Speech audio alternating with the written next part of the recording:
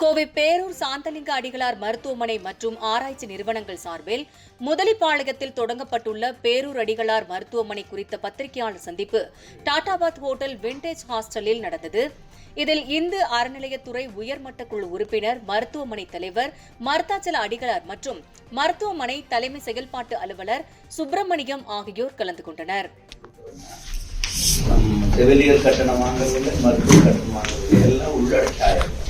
அதே மாதிரி 2500 அருமையான ஏசி ரூம் கொடுக்குறோம்னு சொன்னால் மருத்துவ கட்டணம், மருத்துவருடைய கட்டணமும் செவிலியர் கட்டணமும் போடுறதில்லை. ஒரு பேக்கேஜுமே 2500 நாள் தங்கி இருந்துட்டு போனோம்னா மருந்து செலவை தவிர மற்றபடி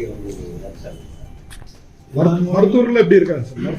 மருத்துவர்கள் ரொம்ப தகுதி வாய்ந்தவங்க இருக்காங்க. ஒரு பொது மருத்துவர் பார்த்தீங்கன்னா எம்டி ஜெனரல் மெடிசன் முடிச்சுட்டு நல்ல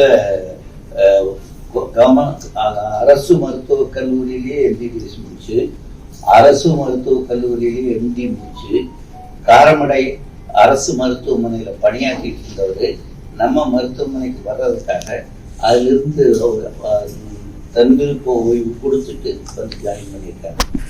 எம்டி கைனகாலஜியில் இருக்காங்க, சமீபகாலம்னு சொல்லிட்டு. அவங்க பார்த்தீங்கன்னா எம்பிபிஎஸும் கவர்மெண்ட் காலேஜில் படிச்சிருக்காங்க, எம்டிஓஜியும் கவர்மெண்ட் காலேஜில் படிச்சிருக்காங்க. அவங்களும் கவர்மெண்ட் காலேஜில் கவர்மெண்ட் ஹாஸ்பிட்டலில் ஒர்க் பண்ணிட்டு ரிசைன்மெண்ட் இங்கே வந்திருக்காங்க.